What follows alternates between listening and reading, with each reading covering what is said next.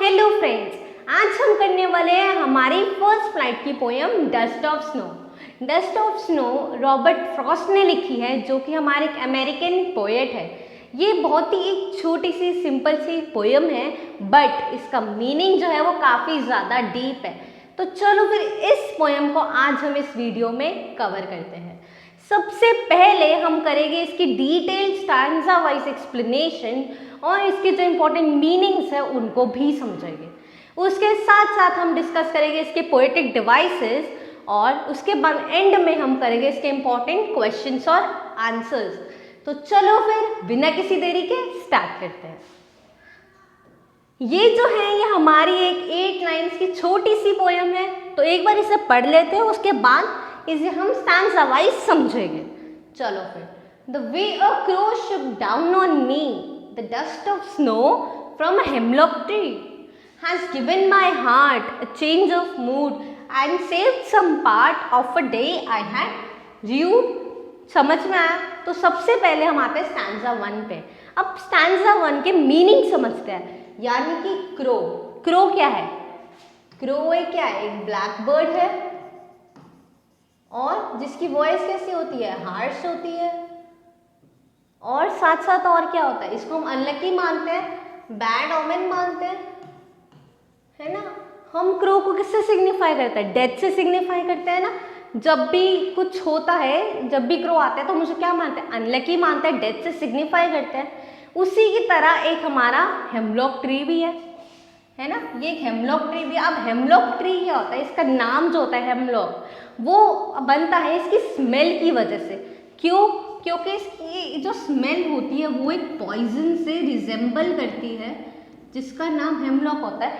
इसीलिए इस ट्री का नाम भी क्या रख देते हैं? हेमलॉक ट्री कर देते हैं। तो ये भी किसे दिखा रहा है? पॉइजन को सिग्निफाई कर रहा है ना। तो अब जनरली तो पोएट ऐसी चीज़ें सिग्निफाई करते नहीं है। पोएट कैसी चीज़ें सिग्निफाई करते हैं? कुछ अच्छा, रंग बिरंगा, ब्यूटीफुल। अगर वो ट्रीज लेके तो बहुत ही अच्छे अच्छे ट्रीज लेते हैं, पाइन ट्रीज लेते हैं, डिओडर ट्रीज लेते हैं, हेमलॉक ट्री नहीं लेते। वैसे बर्ड्स में भी कोई क्रो नहीं सिग्निफाई करता। पर यहाँ पे क्या किया पोएट ने? उल्टा किया है ना। तो यहाँ पे जो पोएट है वो क्या दिखा रहा है? नेचर को नेगेटिव दिखा रहा है ना। नेचर को क्या दिखा रहा है? नेगेटिव दिखा रहा है। तो यानी कि ये जो पूरी जो पोयम है, ये जो पूरा जो स्टैंजा है, ये क्या दिखा रहा है? नेगेटिव सिग्निफाई कर रहा है। क्या दिखा रहा है? पोएट का मूड दिखा रहा है। देखो सबसे पहले हुआ क्या, जो पोएट था वो हेमलॉक ट्री के नीचे से गुजर रहा था, है ना। हेमलॉक ट्री के नीचे से जब वो गुजर रहा था तो एक क्रो उस ट्री पर आया। उस ट्री पर जब वो आया तो मोशन की वजह से जो डस्ट ऑफ स्नो है, यानी जो स्नो के छोटे छोटे टाइनी पार्टिकल्स है, वो क्या हुए? उस पर गिर गए, है ना। क्या हुआ? हेमलॉक ट्री के नीचे जब पोएट बैठा था तो क्रो के आने की वजह से उस पर डस्ट ऑफ स्नो गिर गई, स्नो के छोटे छोटे पार्टिकल्स गिर गए। अब क्या हुआ था? पोएट का मूड कैसा था? खराब था। ये कैसे पता चला हमें? नेचर की वजह से पता चला। तो जो पोएट का मूड था वो काफ़ी ज़्यादा सैड था, वो काफ़ी ज़्यादा सोरफुल था। अब वो ऐसा क्यों था? ऐसा इसीलिए था क्योंकि उसका जो दिन था उसे लग रहा था कि उसका दिन क्या हो गया है? खराब हो गया। अब पोएट के लिए सबसे इम्पॉर्टेंट चीज़ क्या है? पोयम लिखना, है ना। तो वो रोज़ क्या लिखना चाहता है? पोयम लिखना चाहता है। तो हुआ क्या कि उसको उस दिन कोई भी इंस्पिरेशन नहीं मिली, कोई भी आइडिया नहीं आया पोयम लिखने के लिए। इसीलिए वो कैसा हो गया? काफ़ी ज़्यादा सैड हो गया, काफ़ी ज़्यादा उसे रिग्रेट हो रहा था कि उसका जो पूरा दिन है वो क्या है? खराब हो गया। और तभी क्या हुआ? जब वो ऐसा फील कर रहा था तब डस्ट ऑफ स्नो उस पर गिर गई, जो कि क्रो की वजह से उस पर गिरी थी। समझ में आया? अब आता है स्टैंजा नंबर 2 पे। स्टैंजा नंबर 2 में क्या होता है? Has given my heart a change of mood and set some part of a day I had dreamed. अब क्या होता है स्टैंजा 2 में? जब डस्ट ऑफ स्नो उस पर गिरी तो एकदम से जो पोएट का मूड था वो क्या हो गया? चेंज हो गया। उसका जो हार्ट था उसमें, उसके जो मूड था वो क्या हो गया? चेंज हो गया, है ना। उसे ये रियलाइज हुआ कि उसका जो दिन है वो अभी खराब नहीं हुआ। किसकी वजह से हुआ ये रियलाइज? डस्ट ऑफ स्नो की वजह से हुआ। क्या हुआ डस्ट ऑफ स्नो की वजह से जो दिन था उसे लगा उसका दिन जो रूइड हो गया है, जो खराब हो गया है, रूइड यानी कि रिग्रेट में निकल गया था उसका दिन आधा से ज़्यादा, उसका थोड़ा सा पार्ट बच गया।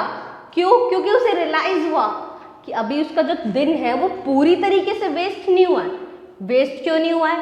क्यों? क्योंकि जो उसे इंस्पिरेशन नहीं आ रही थी, जो उसे आइडिया नहीं आ रहा था, वो इस डस्ट ऑफ स्नो के गिरने की वजह से उसे आइडिया आ गया और उसी आइडिया से उसने ये जो हमारी डस्ट ऑफ स्नो है ये पोयम लिख ली, है ना। तो उसे क्या रियलाइज हुआ कि छोटी सी चीज़ ने उसका जो मूड है सारा वो क्या कर दिया, चेंज कर दिया। उसे आइडिया आ गया, उसका जो दिन था वो पूरा खराब होने से, पूरा रिग्रेट में जाने की वजह से बच गया, है ना। उसका जो मूड था वो ठीक हो गया। पहले रिग्रेट में था, पहले वो सैड था, पहले वो सॉरोफुल था, अब क्या है, अब वो ठीक है।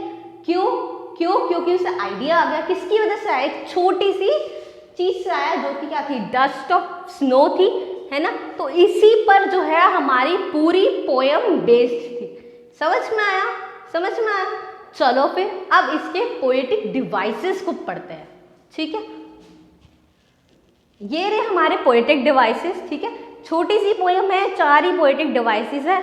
आ जाते हैं सबसे पहला पोएटिक डिवाइसेस एलिट्रेशन पे। अब आपको ये तो पता ही होगा एलिट्रेशन क्या होता है। क्या होता है एलिट्रेशन?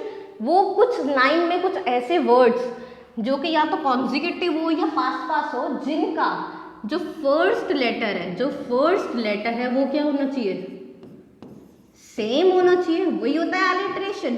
तो यहाँ पे एलिट्रेशन कौन कौन सी है? यहाँ पे 2 लाइन में एलिट्रेशन है। पहली क्या है, एंड सेड सम पार्ट। तो क्या हो रहा है, दोनों कॉन्जिक्यूटिव वर्ड्स का पहला लेटर क्या है, एस है, सेम लेटर है, तो कौन सा हो गया ये पोएटिक डिवाइस, एलिट्रेशन हो गया। ऐसे यहाँ पे भी पास लिखो एक लाइन में वर्ड्स का क्या है, हैज और हार्ट में दोनों में क्या है, पहला लेटर एच है। तो इसीलिए 2 लाइनें जो है हमारी पोयम में वो कैसे रिप्रेजेंट कर रही है, एलिट्रेशन को रिप्रेजेंट कर रही है, ठीक है। इसके बाद दूसरा हमारा पोएटिक डिवाइस आता है एन्जाम्बमेंट। एन्जाम्बमेंट क्या होता है? एन्जाम्बमेंट होता है जब भी किसी लाइन्स, कुछ लाइन्स में या कुछ पोएम्स में जब कोई भी पंचुएशन ना हो, जब कोई भी पंचुएशन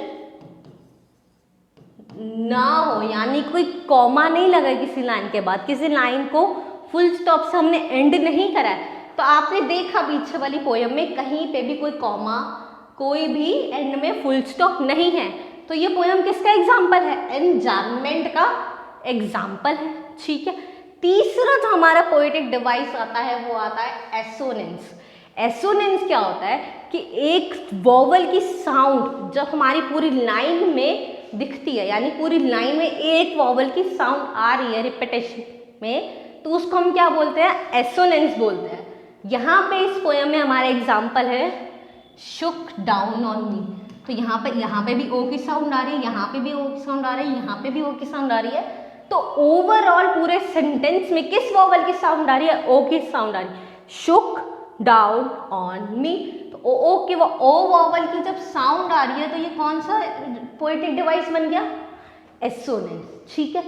चलो अब आता है हमारा चौथा पोएटिक डिवाइस जो कि काफी आसान है, वो क्या है, राइम स्कीम। अब राइम स्कीम तो आपको पता ही है क्या होती है, तो राइम स्कीम देखते हैं। राइम स्कीम क्या है, क्रो ए, स्नो बी ए, बी अलग है तो बी, ट्री मी के साथ राइम हो रहा है तो ये बी है ना।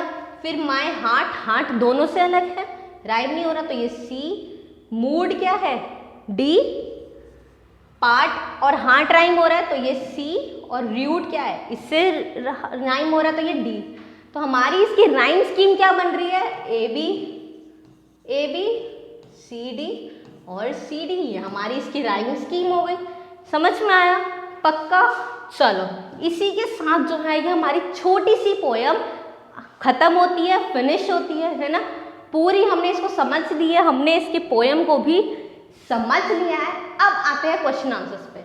अगर आपको इसके इंपॉर्टेंट क्वेश्चन आंसर्स को एक्सेस करना है तो आप हमारी वेबसाइट टच फॉर करियर पर जा सकते हैं और इन क्वेश्चन आंसर्स को अच्छे से पढ़ सकते हैं, समझ सकते हैं, ठीक है, चलो तो फिर इसी के साथ हम अपनी इस वीडियो को ख़त्म करते हैं और दोबारा मिलेंगे एक नई वीडियो के साथ। अगर आपको ये वीडियो पसंद आई हो तो इसको लाइक, शेयर और सब्सक्राइब कर दीजिए।